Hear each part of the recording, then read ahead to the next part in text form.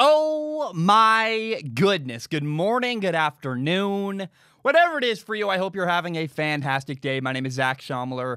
This is Strong Opinion Sports, episode 305. Today is Friday the 13th. That's one superstition right there. It's also November 2020. So Friday the 13th is something that scares a lot of people.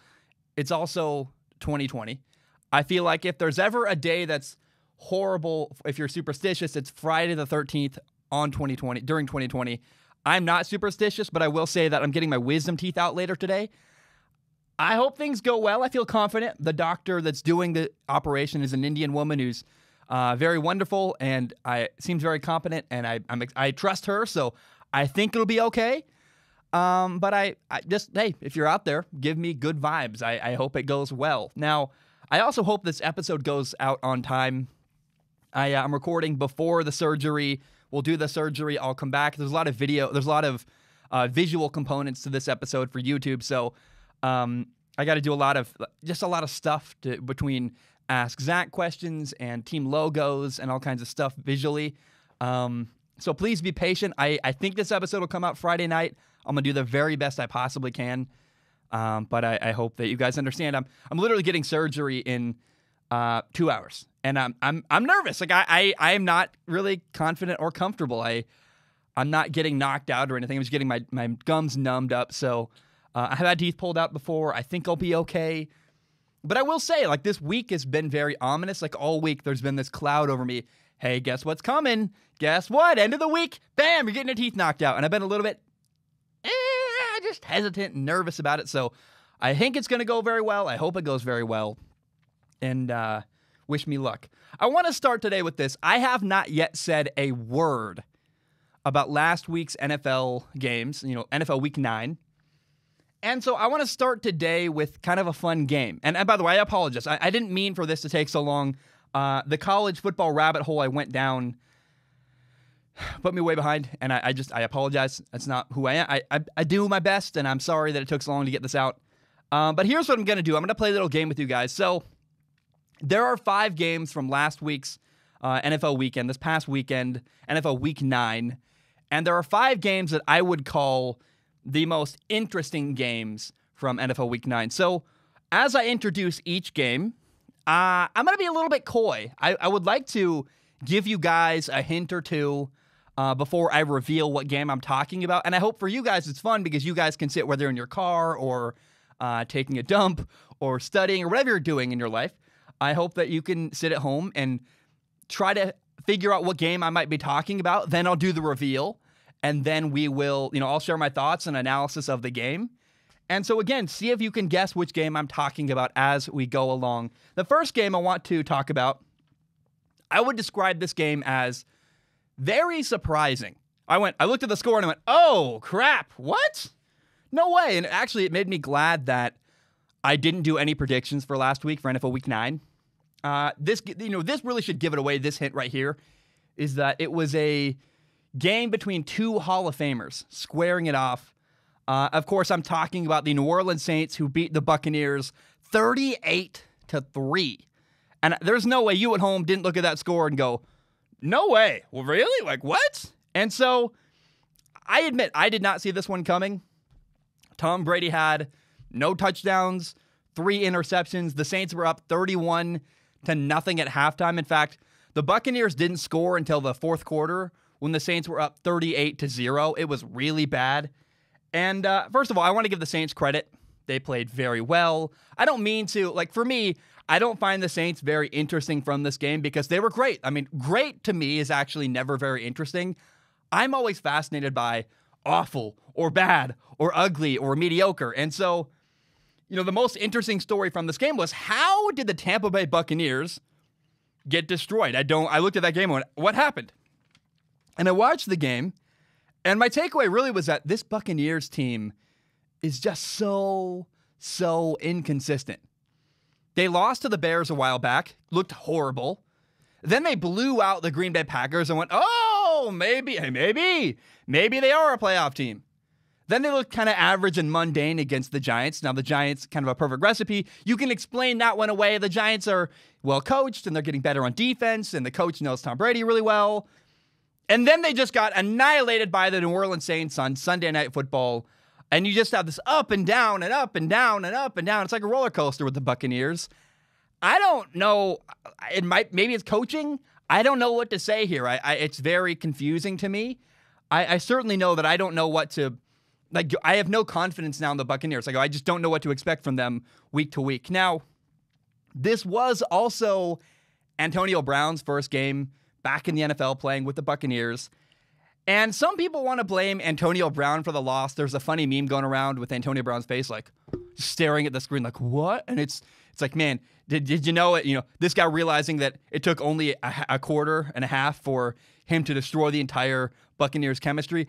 But I think that's kind of look, it's funny, right? I enjoy the meme, but it's lazy analysis to blame Antonio Brown for the Buccaneers getting destroyed by the Saints. Antonio Brown, both good and bad, had very minimal impact on the game really at all, because the Buccaneers struggled with, they had blown coverages on defense. They had stupid penalties. They had missed tackles. They had turnovers. They had poor pass protection. Those are all things that have nothing to do with Antonio Brown. So you can blame Antonio Brown. You're wrong. So I want to repeat this. I still have no idea what to expect from Tampa Bay week to week. I look at them now and I go, Tom Brady even looked out of sync with Rob Gronkowski. They've been teammates together for literally years. And so if Tom Brady and Gronk don't look in sync, then I don't know what to believe about this Buccaneers team. It's also worth noting that Tom Brady continues to be unable to build chemistry with Mike Evans, their really talented wide receiver. Look, we're 9 weeks into the year. You haven't figured it out? It's awful. The Buccaneers got stopped on the goal line, and on that goal line stand, 4 downs in a row, they couldn't get into the end zone. 2 of those 4 plays were fade balls to Mike Evans down the left sideline, then in the right corner of the end zone. They couldn't make it happen. I don't know how you can't figure out how to throw a fade to Mike Evans, but apparently Tom Brady can't figure it out. It's weird. Like, dude, put air under the ball. Let Mike Evans go get the ball. I've never criticized Tom Brady that heavily. That's when I go, dude, how do you not know how to throw the ball to Mike Evans? You put it up. Let the guy out jump the guy next to him. Box him out. Go get the ball. And it's weird that Mike Evans and Tom Brady still, 9 games into the year, have not been able to connect. I don't know what's going on. So the Saints dominated Tampa. They were up 38-0. And again, I just repeat, I have no idea what to expect from the Buccaneers week to week. They're very inconsistent. They're very unpredictable. And that's not at all a good thing. Now, game 2, I want to see if you guys can guess this one. It was a really close, really fun game. Maybe even the best game of the week last week in NFL Week 9. And that, I think in my mind, that narrows it down to 1 or 2 couple games. And I felt like during this game, I felt like I was watching the future of the NFL flash before my eyes. 2 future faces of the league. I'm talking about Kyler Murray and Tua Tagovailoa. The Dolphins beat the Cardinals 34-31. The Dolphins are now 5-3. By the way, so are the Cardinals. They're also 5-3. What a fun game. Oh my gosh. It came down to the wire. Literally the Cardinals missed the game-tying field goal. Then Miami got the ball. They ran out the clock. I really had a great time here. I was impressed with Tua. Tua, I think, took a step forward from his first start to his second start. He had 2 touchdown passes. Miami had some really... Chan Gailey, the offensive coordinator there, had some really creative play calls. I really respect what Miami's doing on offense, getting a lot of really good looks for Tua. By the way, Tua's hip looks totally fine. There were multiple plays where Tua ran around and extended a play or ran for yardage. On a 3rd and 4, there was a play where Tua made 2 defenders miss. He made a free rusher miss, and then he literally juked out Budda Baker. I think Budda Baker was trying to ease up to not get a penalty, but still, Tua's hip looks totally fine. Later, he ran for 17 yards and on another play for a first down. And the Dolphins created a touchdown, by the way, with, they sacked Kyler Murray, got a fumble. The Dolphins defense picked up the fumble, ran for a touchdown. So the Dolphins defense looks really good. Tua Tagovailoa looks really good. And I want to say this because I really love Kyler Murray. I always give him praise all the time. I thought there was a play that Kyler deserved some criticism for. The Dolphins, it was a key 3rd and 4 play on the second to last drive for the Cardinals. And the Dolphins defense sent a blitz after Kyler Murray. Kyler Murray had a receiver on the left, open for a first down. He catches the snap, recognizes blitz, and instead of throwing the ball, taking the first down, he tried to, and I guess he chose to, beat the blitz with his legs running around. And he ran for 3 yards, but it was 3rd and 4. Deciding to have that strategy running rather than beating a blitz with his arm throwing, that cost him a first down. And what do I always say? I feel like I say this literally every single week on the podcast. If you're a young quarterback, learn how to identify blitzes. Always understand when a blitz is coming, where it's coming from, and then how you have to have a plan to beat the blitz. And Kyler Murray's plan was not one I was very impressed with. Hey, dude, Kyler, I love you. You got one of the best arms in the NFL. Throw the ball. What are you doing? I know you're a really talented running quarterback, but you're not a running quarterback. You're a quarterback who can run. And I really wanted to see Kyler Murray throw the ball in that situation. I thought that cost him. There was also, so Kyler Murray had that play that cost him a first down. He had the fumble that the Dolphins took for a touchdown. Now, Kyler was great in this game. He had 4 total touchdowns, 3 passing, 1 rushing. He ran for over 100 yards, like 106 yards rushing. He was 21 for 26 passing. Kyler Murray is phenomenal. However, those 2 mistakes he made, I thought, cost him the game. And the NFL has such a small margin for error. And I think that's the fumble, whatever, but the coaching point on the 3rd and 4, that's when you got to beat the blitz with a throw. And I harp on that every single week. If you're in high school, if you're in college and you hear me talk, please, I am begging you, always learn to understand where a blitz is coming from, when it's coming, and have a plan to beat that blitz with your arm throwing the football. Okay, game number 3. See if you can guess this one. One of the 5 best games from Week 9, in my opinion. And I guess I'll start with this hint. When I say Rookie of the Year, who do you think of? What person do you think of when I say Rookie of the Year? Now we'll narrow it down to the West Coast. I'm not talking about Cincinnati. Of course, I'm talking about Justin Herbert and the LA Chargers. So the Raiders beat the Chargers 31-26. The Raiders are now 5-3. The Chargers are 2-6. The Raiders made me feel very good about, a couple weeks, like a week ago maybe, November 4th is when the video came out. I came out basically supporting the Raiders, saying that I'm now going to elevate my prediction about them from whatever it was. I think they were 7-9 to now I have them going 10-6. They're a much better team than I expected, and I feel good about them, and I feel good about that prediction after watching this Raiders-Chargers game. So Derek Carr, their quarterback, is playing very well. The defense makes improvement every single week. And the Chargers, against the Chargers, the Las Vegas Raiders and John Gruden's offense, they had 160 yards rushing. I feel great about that. And I walked away going, yeah, the Raiders are exactly what I thought they were.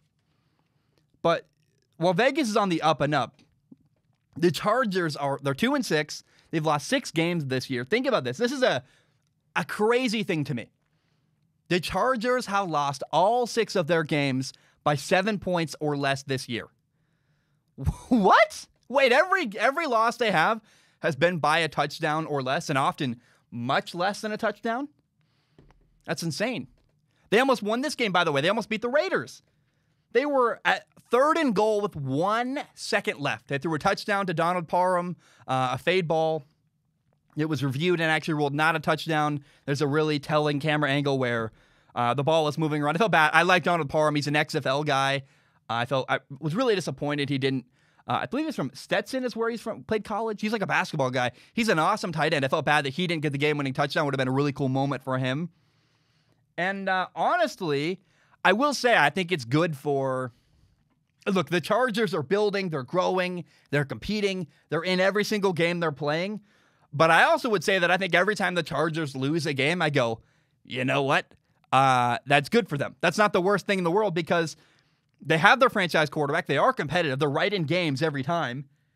And losing is going to get them a better draft pick, whether they keep that draft pick and draft an impact player or they trade down in the draft with a team like the 49ers or the Bears who want to get a franchise quarterback.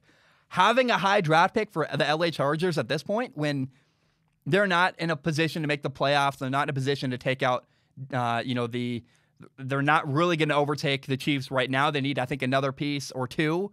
having a high draft pick is good for the Chargers. Now, I will say, I don't want this to be taken as criticism. It's not. It's just my observation of Justin Herbert. Justin Herbert he's insanely talented. I think he's either him or Joe Burrow is going to be the Rookie of the Year this year when I do my NFL awards at the end of the year. And Justin Herbert is creating a ton of really big plays. But I will say he's still growing and he's still learning.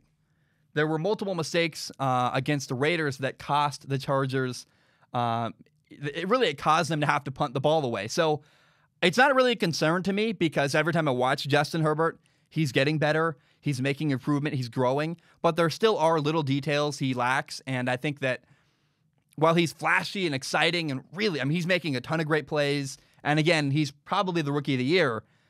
There's also a lot of little nuanced things he needs to learn. And that's okay. Justin Herbert's like a sponge right now. He's taking everything. But I want to see him. I'm excited really to see where he's at in 2 or 3 years when he's gone through. Every week he learns another painful lesson, I feel like. And once he gathers up all those lessons and can put it all together and eliminate all the mistakes, or at least you're never going to eliminate all the mistakes, but once he can eliminate a lot of his mistakes, oh my gosh. The Chargers are going to take over the NFL if at some point he can clean up his game. It's going to be terrifying. It's already terrifying. So just think about the potential the Chargers have with their young quarterback if he can make fewer and fewer mistakes every single game. But Justin's doing a lot of good stuff. I want to praise him. And I think that the future's very, very bright in LA for the Chargers.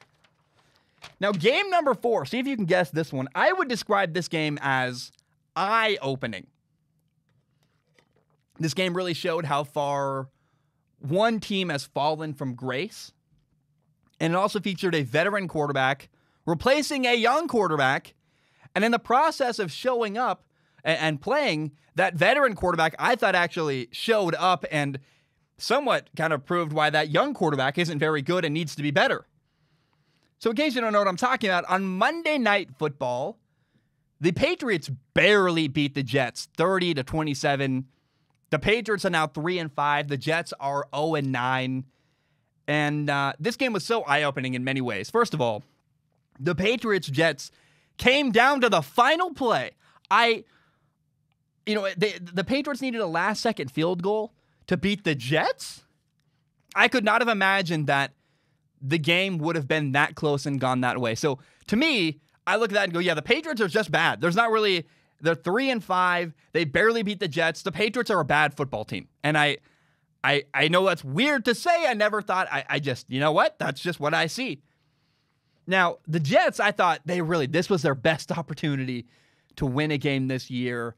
I think they're going to go, they might go 0-16. They're 0-16, 1-15. The Jets are in trouble. They're likely going to get the number 1 overall pick, likely take Trevor Lawrence.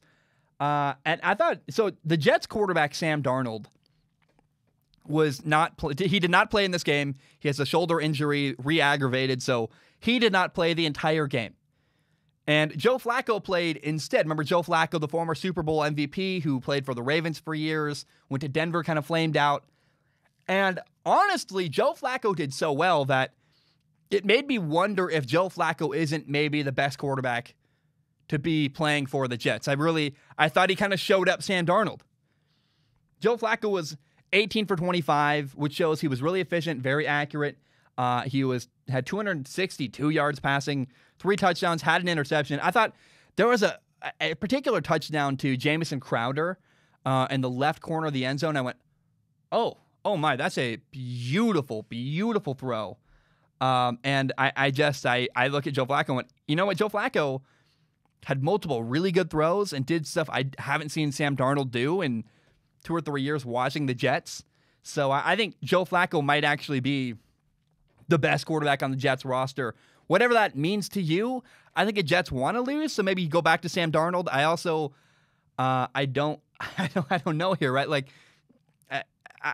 I think if Joe Flacco's playing better than Sam Darnold, it might also show, hey, Sam Darnold, I keep giving him the benefit of the doubt and hoping and praying he's going to get better.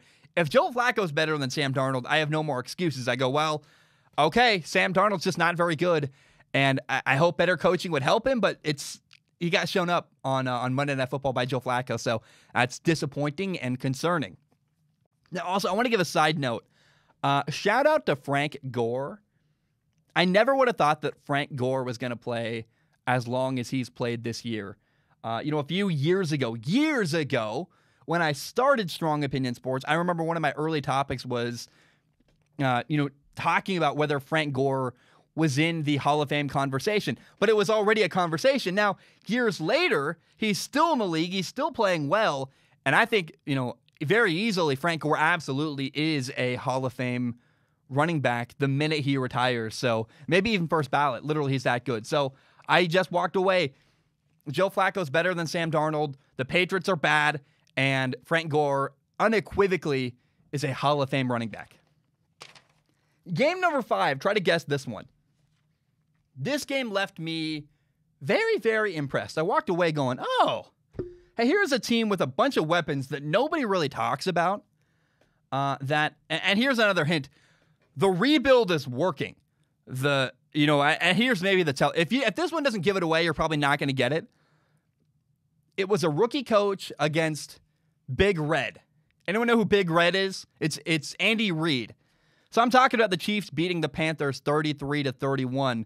Look, the Panthers held their own in this game. They even had the ball at the end of the game with a chance to win. The Panthers dominated time of possession. They had more yards. They had more first downs. They had 0 turnovers. Kansas City had 1 turnover.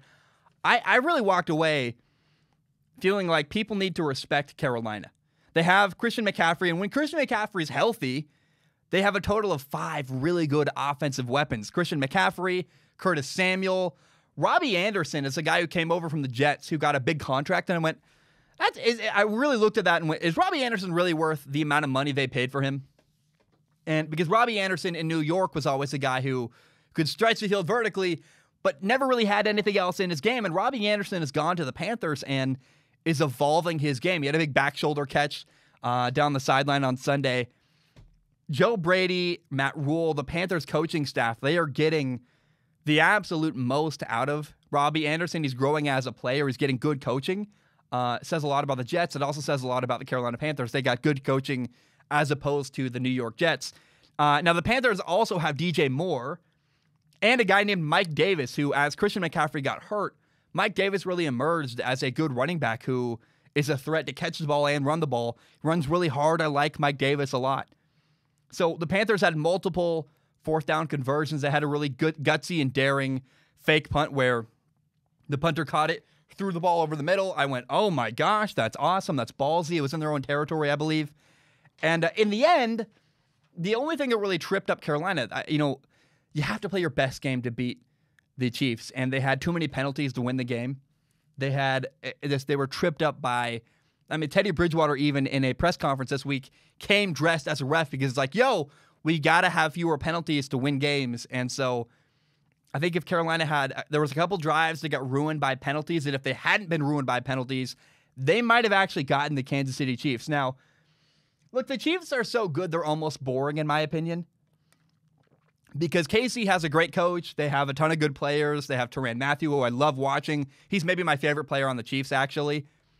And KC has the best quarterback in the NFL. And when you see a team that's likely putting together a Super Bowl run, I hate to say this, but I don't find amazingly talented people as interesting as I find average to mediocre or bad. I think a train wreck or average is way more fascinating to me.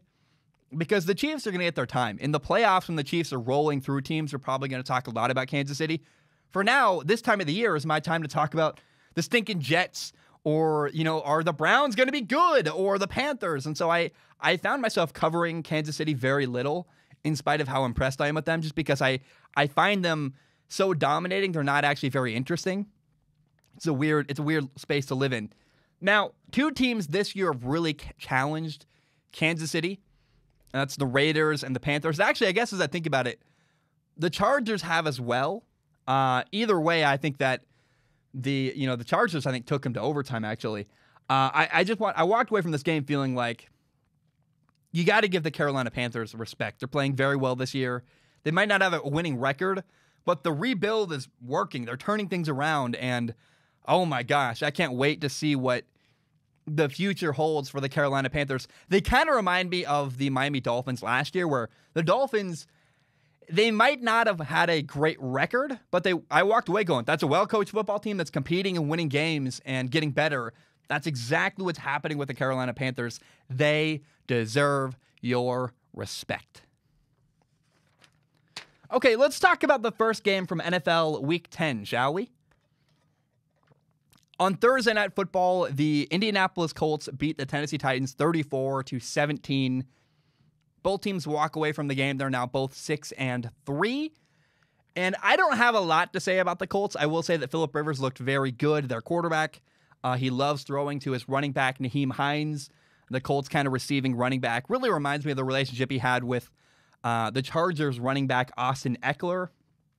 Now, as the year continues for the Colts, I want people to look for this one thing. Look for the Colts rookie receiver Michael Pittman to have a really good second half of the year, because he's a stud rookie from USC.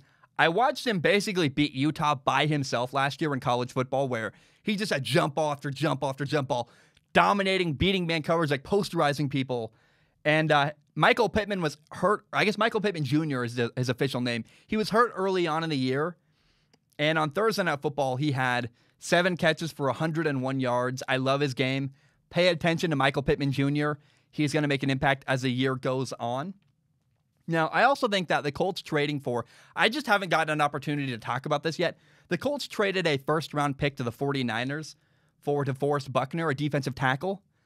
And I just think that was a great move. It's working out. It's paying off. What were the Colts going to get with that first-round pick? It certainly was not a player at the caliber of DeForest Buckner. So he's helping the running game. He's pressuring opposing quarterbacks. That DeForest Buckner trade, well done by the Colts. It was a great move.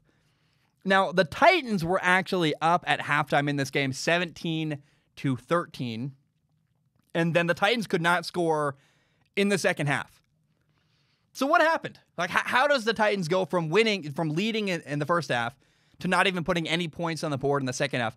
2 things happened: special teams and third and long, or I guess passing downs just in general.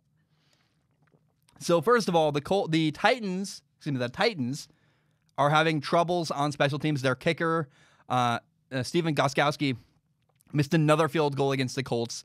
He's now 12 for 20 on the season. He missed 8 field goals now in 9 games this year. That's not good. Gostkowski is a guy I have a heart for. I watched him play and win Super Bowls in New England, and I respect him as a player, and it's not working. It's this year. It's been really bad. Now, punting was also a big problem for the Tennessee Titans last night. So the starting punter, Brett Kern, for Tennessee, is hurt. He's on the injured reserve. And in Week 9, a guy named Ryan Allen was punting for Tennessee. He was very solid and fine.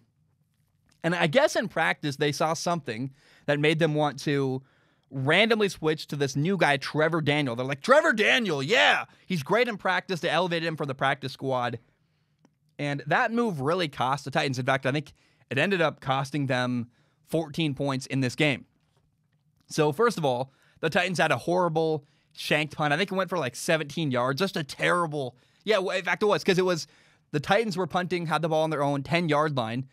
They punt the ball away, and guess what? It was 1st and 10 for the Colts on the 27-yard line going in. That's a 17-yard punt. That's terrible. 4 plays after that punt, bam, the Colts had a touchdown. They went up 20-17. Later, next the Titans had a punt blocked. I don't know if that's on the punter as much as the protection was awful, but the Colts returned that blocked punt for a touchdown. The Colts made it 27-17. They went on to win 34-17. And really, once Tennessee was down in the game, they were in trouble, because the Titans' offense is built to run the football and protect the lead. You're not going to see very many comebacks. You're not going to see a lot of third and long conversions, because Tennessee's not built to throw the football. They're a good passing team, yes, but their passing game relies on using play action, faking the run. And a run fake is hard to sell when you're losing by 2 touchdowns or even 3 touchdowns in the fourth quarter. Therefore, you got to change your approach, have a drop-back passing game. And the Titans are not built to have a straight drop-back passing game throwing the football. And in the end, because of that, because of their system where they need the lead, they need to run the football, control the clock, it's actually become a limiting factor for the Tennessee Titans. It's hurting them. They're bad on 3rd and long. You're not going to see a lot of comebacks. They struggle with just straight drop-back passing, and it's a limiting factor right now for the Tennessee Titans, and that is how the Colts beat the Titans on Thursday Night Football in NFL's Week 10. All right, guys, I'm going to take a short break. When I return, we will do NFL Week 10 predictions, and then later in the show, I have a lot, like way too many Ask Zach questions. I'm excited for that. My name is Zach Schaumler. I'm going to take a short break. I will be right back. All right, we are back. I want to jump in and do some predictions. So, after the Colts have now beaten the Titans on Thursday Night Football, there are 13 games left to be played during NFL Week 10. I want to share my predictions, go through how I believe the games are going to go. And we'll start with number 1, Chargers at Dolphins. I'm hoping for a great game. I really want that to happen. It's Tua versus Justin Herbert. Should be really, really fun. But I think the Dolphins win this game because the Dolphins defense is really, really good. It'll be fun to watch Mike Williams and Keenan Allen, the Chargers receivers, against the Dolphins corners, really, Byron Jones and Xavier Howard. But even though I believe the Chargers have the more explosive, more exciting to watch quarterback Justin Herbert, in the end, I think Miami has better coaching and a better defense. And, Tua is still quite good, even though I think Justin Herbert has an edge right now. He's played more. He's more of a home run hitter and is really, really exciting to watch. I think Tua is still very, very good. And I think the Dolphins beat the Chargers on Sunday. Should be fun, but having a better team and better coaching does matter. And that is why I'm picking the Dolphins to beat the Chargers on Sunday. Buccaneers-Panthers. I'm torn here because, first of all, there's a lot of pressure, I believe, on Tom Brady to win this game. But I don't trust the Buccaneers because they've been so inconsistent. 1 week against the Bears, they're awful. Then they're great against the Packers. Then they're mediocre against the Giants. Then they're terrible, like the worst they've ever been on Sunday Night Football against the Saints. I don't know how much faith I have in this team. So my brain says you can trust the Panthers. They've been really consistent. They just challenged Kansas City. And I think the Panthers are better than people realize. That's what my brain says. But then my heart is telling me, first of all, the Panthers are missing their left tackle. They're missing Christian McCaffrey, their running back. And also, my heart says, it's Tom Brady. Tom Brady was embarrassed on Sunday Night Football against the New Orleans Saints. You think Tom Brady's not going to come back with a vengeance and say, dude, hey, I'm still here. I'm still good. I think Tom Brady might come back angry after getting embarrassed on Sunday Night Football. So, tentatively, even though I don't trust the Buccaneers, I'm going to pick the Buccaneers to win this game. It's Tom Brady, right? Like, you pick Tom Brady in this moment. And I guess, if nothing else, if I'm wrong here, I will go down swinging and say that every time you doubt Tom Brady, every time I doubt LeBron James, they're the two people in sports that every single time you say they're too old or it's not going to work, they move teams. Every time people doubt Tom Brady or LeBron, they're the two people in my lifetime so far that every single time they have defied all expectations. And so it's Tom Brady. I'm going to bet on Tom Brady. Not that I don't actually bet, by the way. I'm very actually against gambling. But I'm picking the Buccaneers to win this game on Sunday. Now, I believe the Raiders are going to beat the Broncos on Sunday. The Broncos' leading receivers, Jerry Jeudy and Tim Patrick, are both questionable to play. They're both hurt. And the Raiders are also very, very good. The Raiders, in my eyes, have proven themselves to be a good football team. They deserve the benefit of the doubt, if you ask me. They're the better team. Derek Carr is great. Their defense is making progress. They run the ball very, very well. They have Devontae Booker, and they have, is it Devontae Booker? I think it's Devontae Booker, their running back. I know his last name's Booker. They got a great 1-2 punch with Josh Jacobs and Booker. I feel very, very strongly that the Raiders win this game and beat the Broncos on Sunday. Now, the Ravens. I believe the Ravens are going to beat the Patriots. It feels like an easy one, actually. People are going to talk a lot about Cam Newton against Lamar Jackson, quarterback versus quarterback. But you have to remember, Lamar Jackson is on a much, much better football team. It kind of matters. Like Cam Newton basically has no weapons on offense. You have a little tiny slot receiver who I love Julian Edelman. He doesn't really help you stretch the field, or there's a lot of things that Julian Edelman doesn't help you do either. And so the Patriots just barely beat the Jets on Monday Night Football. To me, that's a sign of a bad football team. And so the Ravens are going to beat the Patriots easily on Sunday. Another easy one, you have the 49ers and the Saints. The Saints are going to beat the 49ers because the Saints are playing very, very well. Michael Thomas is back. He's rolling. The Saints defense shut down Tom Brady last week. They're getting healthy. I'm very impressed with the Saints defense. And then the 49ers are missing so many key players and good players. They're on a backup quarterback. They have running backs and receivers and tight ends and tackles and all kinds of stuff. I guess between how good the Saints are playing and how banged up the 49ers are, I would be shocked if the 49ers found a way to beat the Saints and beat New Orleans on Sunday. Now, I believe the Browns are going to beat the Texans because the Browns are, first of all, just a better team all around. They're coming off of a bye week. Myles Garrett is going to give the Texans quarterback Deshaun Watson a lot of trouble. He's going to be running around, I think, trying to extend plays to get away from Myles Garrett, who, in one-on-one matchups, Myles Garrett, I think, is the most dominant player in the league this year, probably because guys like Khalil Mack and Aaron Donald are simply not getting one-on-one matchups. But Myles Garrett, for whatever reason that I will never understand, people have not quite understood and grasped just how dominant he is on the defensive line. And so I feel bad for Deshaun Watson. I want to call my shot here. I think Baker Mayfield's going to have a really big day and a really big game. And it'll be the beginning of a longer run for Baker Mayfield of playing very well. They're coming off of a bye week.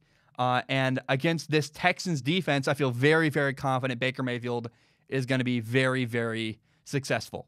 So the Browns are going to win and beat Houston on Sunday. Another obvious game this week is the Jaguars at the Packers. The Packers are 6-2. The Jaguars are 1-7. And I mean, top to bottom, the Packers are a much better team. I don't know that there's, if you pay attention to football, the Jaguars are, they're really in the conversation for having a number one overall pick. Meanwhile, the Packers look like a playoff team. Oh yeah, by the way, you also have a Jaguars team leaving Florida to play in Lambeau Field in Green Bay, Wisconsin in November. Oh, guys, that's not good. You ever gone from a really warm place to a really cold place? I have. It doesn't work very well. It's terrible. You can never quite get comfortable when you're used to warm weather. Then shockingly, you're in the cold. Not to mention, so that's brutal, first of all. Going from Florida to Wisconsin in November, terrible. The Jaguars also are likely starting a rookie 6th-round pick at quarterback, Jake Luton. And so Ludden, I don't even know how to say his name because I don't even care. The Jaguars are going to get destroyed by the Packers on Sunday. Now, Washington plays at the Lions at Ford Field in Detroit this week. It's a complicated one because, on one hand, Washington is a very solid team. And I think normally Lions-Washington is a good, interesting matchup because Washington runs the ball very well. They play disciplined defense. The Lions are good enough that if you give them opportunities, they will beat you. However, Washington's starting quarterback Kyle Allen got hurt. He had an ugly ankle dislocation. Do not watch the video. I did. I watched that game against the Giants. Oh, not fun. Kyle Allen's going to be out for a while. I mean, literally, I think Greg Jennings was on the call. Greg Jennings just goes, oh, like he's kind of that, that when you get the wind knocked out of you, you just go, oh, that's not good. And so I think maybe the feel-good story of the year is that Alex Smith is going to be the starting quarterback for Washington on Sunday. Yay! Very, very cool. Woo! Very exciting. However, unfortunately, last week when Alex Smith did play, he didn't look very good. And I haven't been impressed with Alex Smith all year. I've always said, all year, I've been banging on this drum. Hey, Kyle Allen is the best quarterback in Washington. I stand by that. When Alex Smith came off the bench, he had 3 interceptions. In fact, 2 late ones that cost Washington an opportunity to win. I mean, Alex Smith had 2 late fourth-quarter interceptions in a close game that cost Washington an opportunity to drive down the field and kick a game-tying field goal or get the game-winning touchdown. So even though Washington runs the ball very well, they play disciplined defense. I hope Alex Smith is amazing. Unfortunately, I don't think he will be.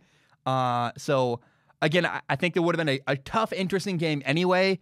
But because of Alex Smith playing and the the poor play he had last week, I am going to say that I believe the Lions are going to win this game and win it rather easily on Sunday. Now, Eagles at Giants. This is one of those games where I really have no idea. I don't know. Eagles quarterback Carson Wentz is his own worst enemy. One of my most proud favorite videos I've made all year is a video breaking down the kind of the way that Carson Wentz tries to be Superman, where he tries to make way too many amazing plays rather than just executing his offense. Now, the Giants play disciplined defense, and if you do that against Carson Wentz, you're likely to get turnovers and get mistakes and win. So I think the Giants win this game. My heart says Giants win, but it's hard to tell because it depends on, first of all, how Carson Wentz plays. Does he play clean or not? And then how does the Giants, I guess, I don't know if this matters as much because I think the Giants defense can win this by themselves. However, how is the Giants quarterback Daniel Jones going to play? He needs to avoid turnover. So you guys know I love quarterbacks, and I'm really fascinated by this Giants-Eagles game. It may be one of the games I cover on Monday to start the week because I'm really curious about them, assuming I can based on my wisdom teeth are coming out. So I hope I can record Monday. If not, I'll watch it on Sunday and then just build a gigantic stockpile of like 8 games to cover on Tuesday. Now, Seahawks-Rams. I expect this game to be a shootout. The Seahawks and the Rams. I believe the Rams win the shootout, though, because Seattle's got a lot of problems on defense. They looked confusingly bad on offense last week against the Buffalo Bills. And the Bills are not this great imposing defense. I just thought there were weird mistakes made by Seattle. And, I mean, I feel nervous because to say that I think Russell Wilson is going to lose a game, that feels like a mistake, but I'm going to stick with it because I just don't trust Seattle right now. I think the Rams beat Seattle on Sunday. What else do we have left? The Bills.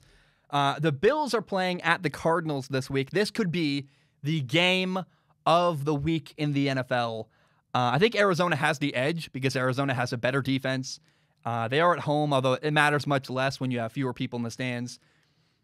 I also think Kyler Murray is going to shred Buffalo's defense. So I think the Cardinals win a close game, but Josh Allen against Kyler Murray, woo! I think that's going to be really, really fun. And I think if there's one game you pick to watch this week in the NFL, go watch the Bills at the Cardinals because, oh my goodness, it's going to be a really, really, really good time. Hi, this is Zach. It's actually Saturday. I got my wisdom teeth out last night. I think I was so nervous I forgot to include the Bengals and Steelers as part of my prediction, so I'm adding this in after the fact. I hope my voice sounds okay. So the Bengals at the Steelers. Pittsburgh's 8-0. They should win this game. However, it does feel weirdly like a toss-up to me, where Pittsburgh is kind of due for an upset at some point. You feel like they're going to get their first loss eventually, and Joe Burrow is really good. So the Steelers probably win, but I am curious if Joe Burrow can make it interesting. Now, Monday Night Football to close out the week, the 13th game of the week, you have the Vikings at the Bears, a NFC North divisional rivalry. Boy, I don't know. It feels like an ugly game in the making. Now, this game, I guess, if I had to pick one factor to decide the game, it would be the Chicago Bears run defense. If you look at where they are ranked in the NFL, they're on the bottom half of the league when it comes to giving up rushing yards. And I think they're a second half team against the run. And so I think Vikings running back Dalvin Cook is going to have a really good day. And I think the Vikings win because of it. But I will say, and I own my lack of, when I'm biased, I own it. I try to just address it head on. And look, I'm going to cover the game fairly. That's what I always do. But I will say, I'm rooting for Nick Foles here. I like Nick Foles a lot as a human being. And I want to see him do well in a big moment in a primetime game, but I don't have a lot of confidence. Like, you can root for somebody and not really believe in them. And so I believe the Vikings win on Monday Night Football because of Dalvin Cook running the ball very, very well. But I hope, just for the sake of throwing this out there, I do hope that Nick Foles does very well. If he does win and do well, I'd be so happy because I really like Nick Foles as a human being and as a quarterback. So, guys, those are my predictions. I hope you enjoy NFL Week 10.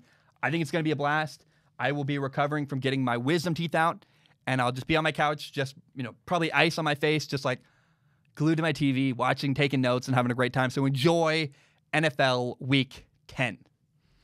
All right, guys, I'm going to take a short break. When I return, oh my gosh, I have an hour and 10 minutes till my surgery. Woo! That should be fine. I'm not nervous at all. I'm very nervous. I'm very, very, very nervous. I'm going to take a short break. When I return, we'll do Ask Zach, and then I'm going to take off, get in my car, and go get my wisdom teeth knocked out of my face. My name is Zach Schaumler. I'm going to take a short break. I will be right back. There are now Strong Opinion Sports sweatshirts for sale. Oh yeah, by the way, there's also now a permanent Strong Opinion Sports store. And to celebrate the opening of the store, I'm starting it with a sale. Currently, there are 4 items for sale: a pullover hoodie, a zip-up hoodie, a performance t-shirt, and a premium cotton t-shirt. All 4 are for sale at a reduced price right now. If you order by December 1st, everything is cheaper, and everything is guaranteed to ship to you by Christmas. The pullover hoodie is $35 on sale. At the end of the month, when the sale ends, it will be $40. The zip-up hoodie is $40 now. When the sale ends, it will be $45. The performance style t-shirt, it's $25 now. After December 1st, it will be $30. And the premium cotton blend t-shirt is $20 on sale right now. And after the sale, it will be $25. Again, everything is on sale now until the end of November. And if you order by December 1st, I can guarantee you will get your stuff by Christmas. Follow the link in the description or go to shirtsforyourpeople.com and find the Strong Opinion Sports tab. All right, we are back. I hope you're doing very, very well. I feel like today's episode has gone really well today. So I want to end the show with Ask Zach by answering some questions, comments, concerns, thoughts, or ideas from the audience on Patreon. I really consider this my favorite part of the show because I get to just be myself the most and really open up and share all kinds of stuff. And so in case you don't know how it works, you go to patreon.com/Zach Schaumler. You give $1 a month. You can give more if you want to. Please do. It literally helps pay my rent. But $1 a month gives you access to submit questions on Patreon. And if you submit a question, I do not guarantee to read your question on the show. My only guarantee is to look at every single question with my eyeballs, and I pick the top couple to read at the end of the show, or sometimes I do full entire Ask Zach episodes. It's been a while. It's been longer than I'm proud of. I apologize. It's been a weird week. But to try to make up for my lack of doing this in like a week, I want to answer just like I have so many questions, like just a long amount of questions to answer. I'm really excited. So let's jump in. Question number 1 is from Joaquin. He says, "Hi, Zach. Big fan of the show and new to Ask Zach." Well, welcome. Glad you're here.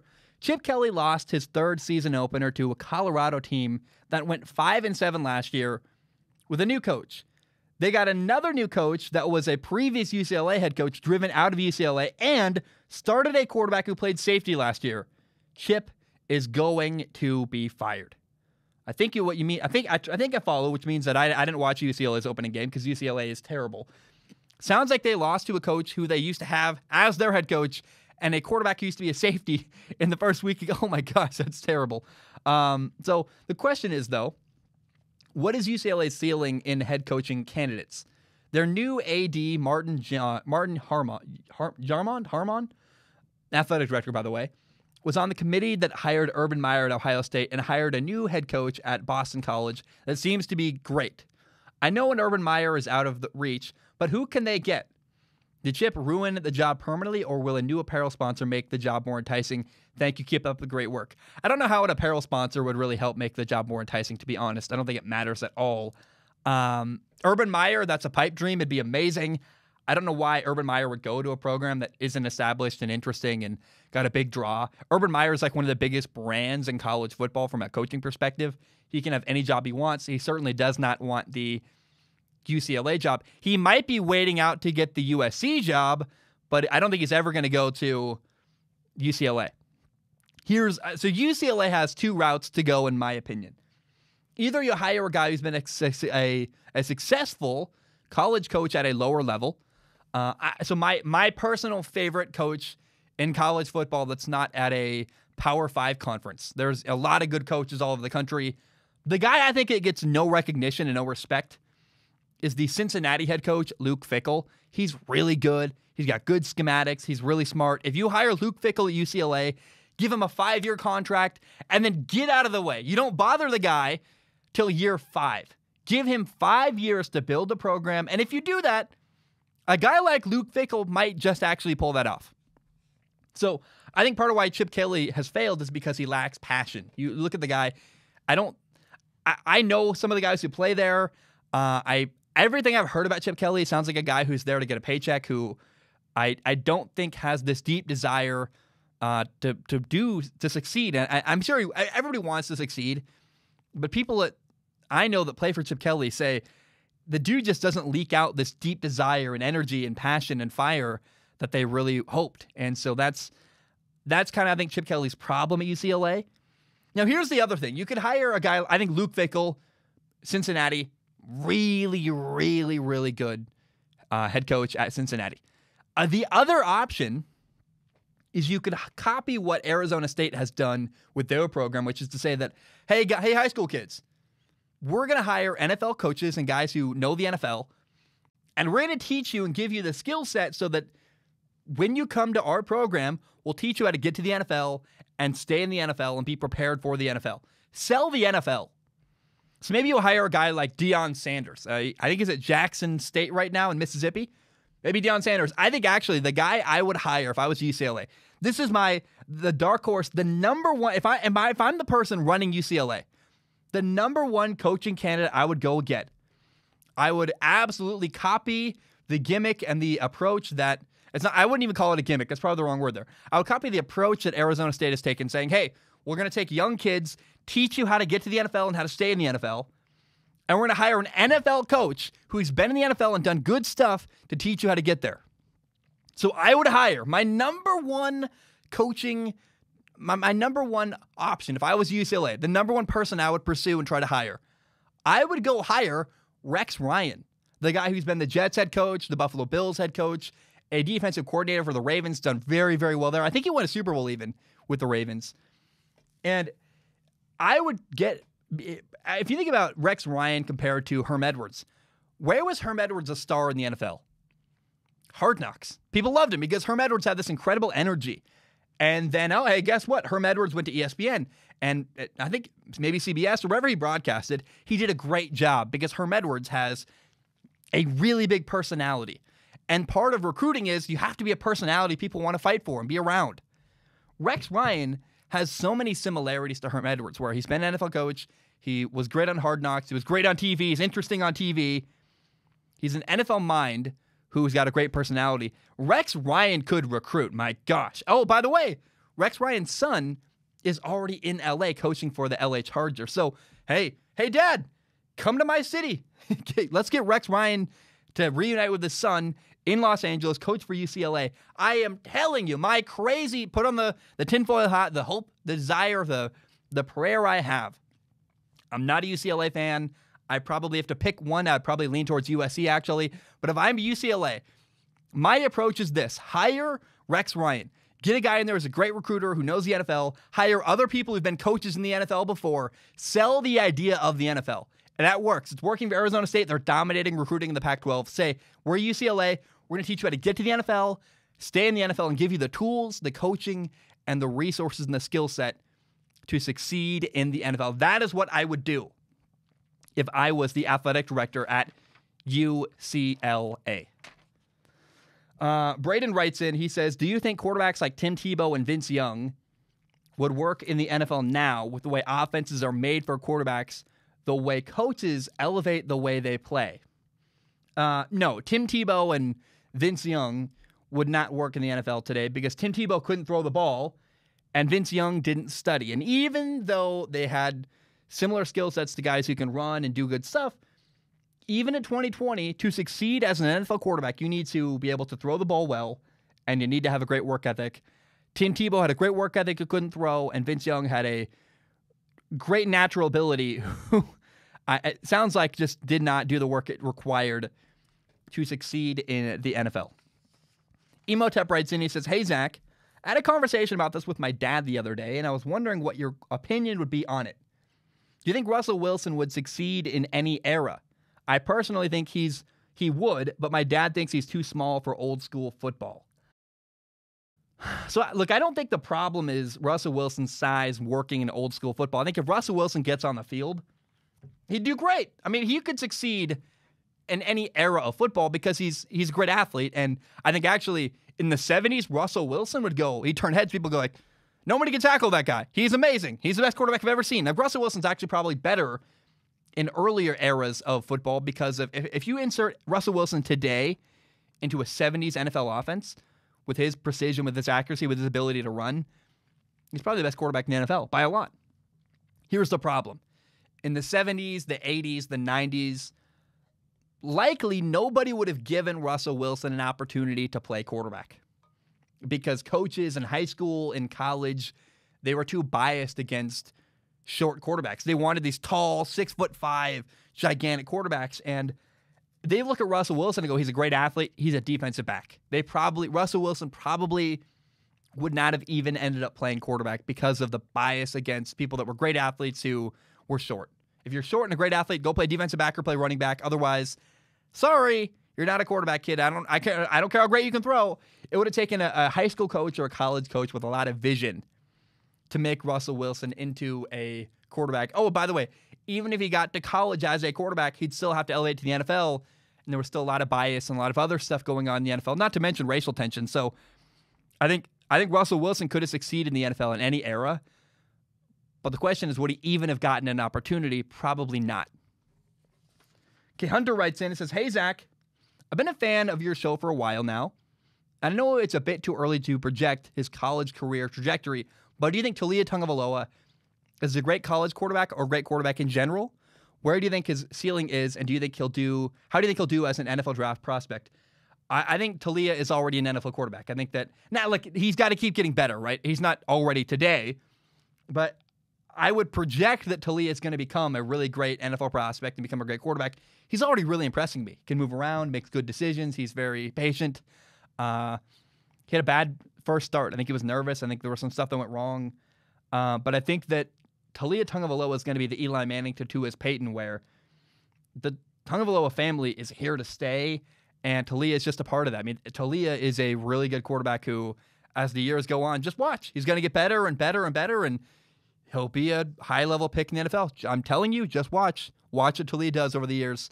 Calling my shot now. I really believe in Taulia, and I think he's going to be really, really great, both in college football and in the NFL. Nolan writes in, says, are we seriously going to get a 5-win team in the playoffs out of the NFC East? Remember, that's the Cowboys, the Giants, the Eagles, and Washington. Are we going to get a 5-win team in the playoffs out of the NFC East? Yes, we are. Enough said. No debate there. Just that division is really, really, truly awful. Sean says, who is going to have the Red Bull seat next year? I would say I hope Sergio Perez or Nico Hülkenberg. They're the better drivers. However, because of having sponsors in Thailand, it looks like Alex Albon is going to keep the seat next year for Red Bull.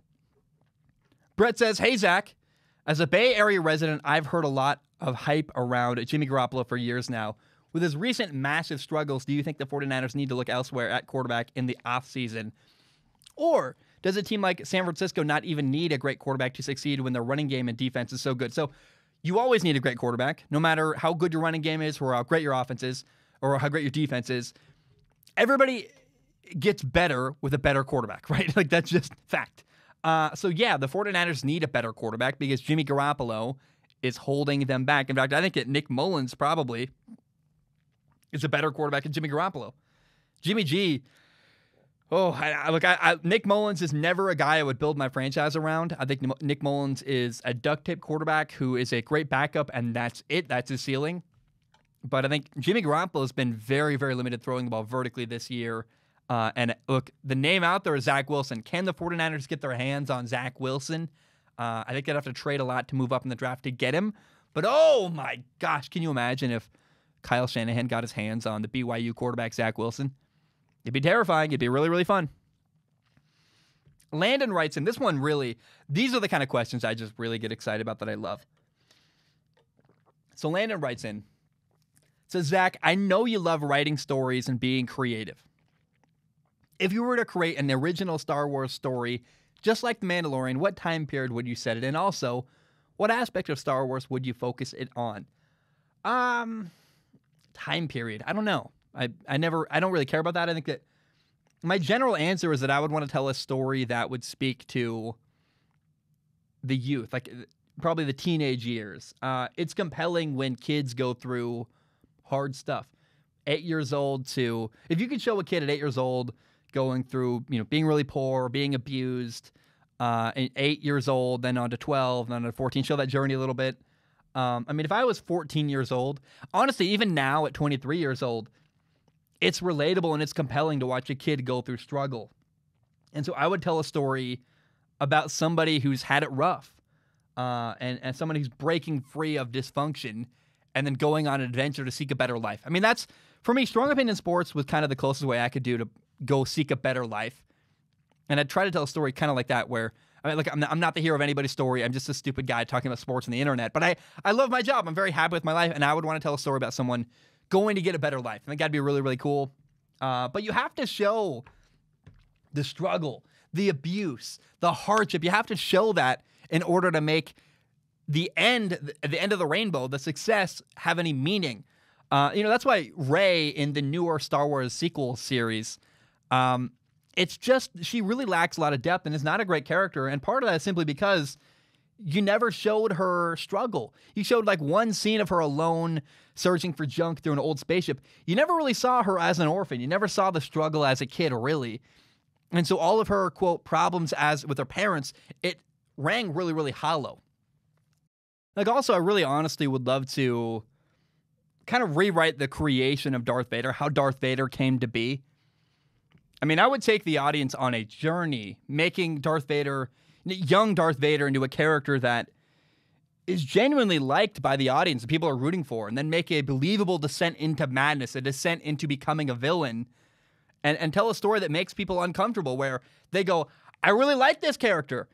Now he's evil, he's murdering children, and I feel very conflicted, and make people feel very uncomfortable. I think I'd love to write a Darth Vader, like, beginnings and the origin story for Darth Vader. I've got a lot of ideas for that. I have literally an entire notebook written of how I would do the origin story for Darth Vader. I'd love to be given that story. Maybe tell like a dark story similar to Joker with Joaquin Phoenix, which is, I think that character was never like really a character you root for and love, but it certainly was very dark and very disturbing. And I think you could very, very easily do that with Darth Vader as well. It's kind of the problem, like where you make a guy that's like the worst dude ever, and the reality is that you're actually Darth Vader, like the worst dude ever. It's not really a kid's story at all. It's just a really painful, gross, like disturbing story. I would love to tell that, but I don't know that would be actually. Maybe I'll just make it my own thing. It's like the journey of space bad guy. Maybe I'll just make it that way, and Star Wars isn't included, but people know it's my own kind of take on what I would have done with Star Wars. That'd be a fun story to tell someday.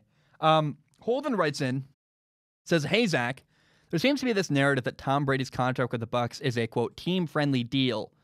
The Monday Night Football talked about it during the Giants game, and I think everyone knows that he could have gotten more money from someone if he wanted to. Do you agree with this? Because I guess it's a team-friendly deal by definition because he could have gotten more. But also it seems like he's in that tier of quarterbacks where he's very good, but still needs help to win consistently. By that definition, isn't $25 million a year a fair price? How much would you pay for Tom Brady if you were an NFL general manager?" Dude, I think you hit it right on the nail. If you're going to sign Tom Brady, you know that Tom Brady wants good teammates. And in order for Tom Brady to have good teammates, you have to pay him less money. So I think Tom Brady should have taken $15 million a year and said, hey, get me more. Honestly, I think Tom Brady took too much money, weirdly enough, because Tom Brady's made his money. Who cares about the money? You care about the winning. Go win games, dude. Take $15 million a year. Take 10. The less Tom Brady makes, the more money there is for the rest of his team to have great players on it. So I think Tom Brady honestly did himself a disservice by making too much money, but some of it was a statement towards the Patriots and respect and all that. I think people would have gone, oh, can you believe how little Tom Brady's making? See, he's not very good anymore. It would have been a bad look for his reputation maybe as well. So $25 million a year for Tom Brady, that's a fair price. I think that's exactly what he should be paid. That's what he's worth. He's a guy who needs help, and I think Tom Brady's paid exactly what he deserves to be paid as an NFL quarterback. Brian writes in, says, "Hi, Zach." Oh, first of all, he doesn't say hi, Zach. Brian says, "I have to say, I really appreciate you not commenting on politics on your show and giving people a place where you don't have to worry about hearing more politics or even hearing NFL drama like Antonio Brown last year."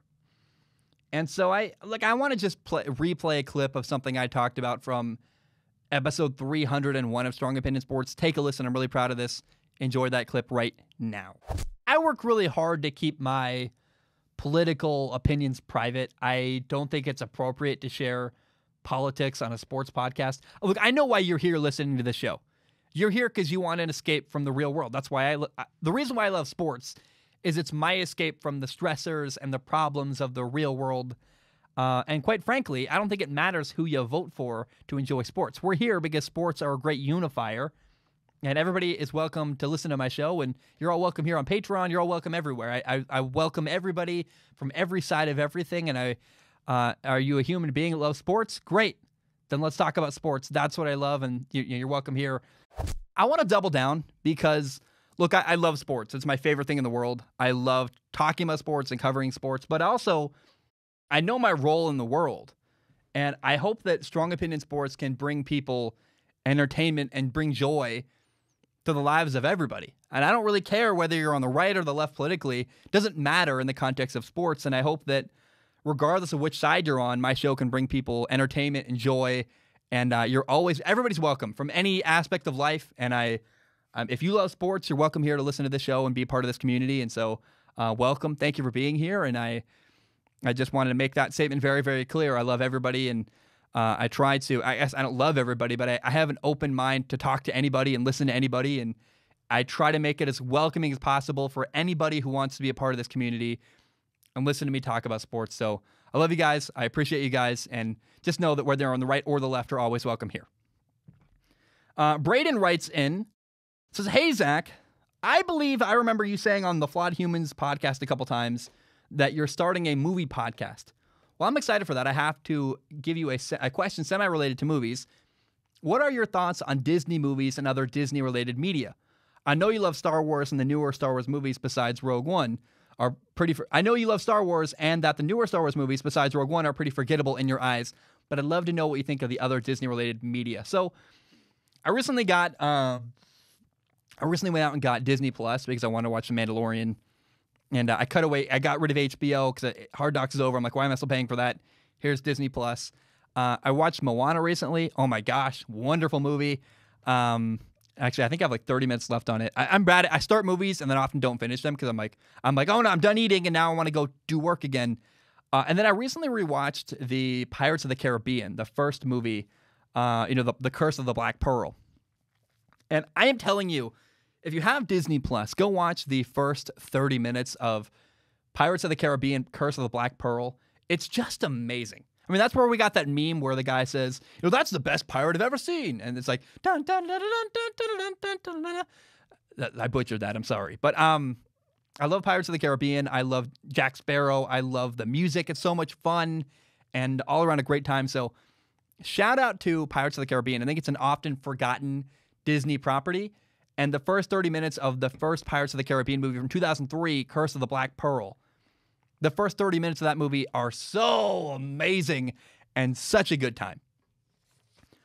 Sam writes in, says, "Hello, Zach. Seeing as you love the technical side of the game more than anything else, are you at all interested in ever getting into coaching? I imagine someone with your knowledge of the game and your love for the playbook could get a role in coaching on a grassroots level." 3 questions left. I got to get going in a second. My wisdom teeth got to get knocked out of my face. Sam, I've gotten a lot of job offers, actually, to be a coach. A lot of them in high school, some of them at smaller colleges. I've also gotten offers to be like a scout or a video director. For me, it's Strong Opinion Sports is my job. It's my full-time job. And doing another job isn't feasible. Like coaching every day. I would love to be a high school offensive coordinator. I mean, I've literally gotten offered that job.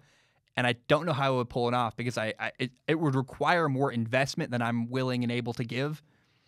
And I really don't have extra time, and I really don't want to stop making content. In fact, I want to make more content. So, and also, like, straight up, I mean, it's It's shameful to admit this, but it's true. I don't really want to work with other people.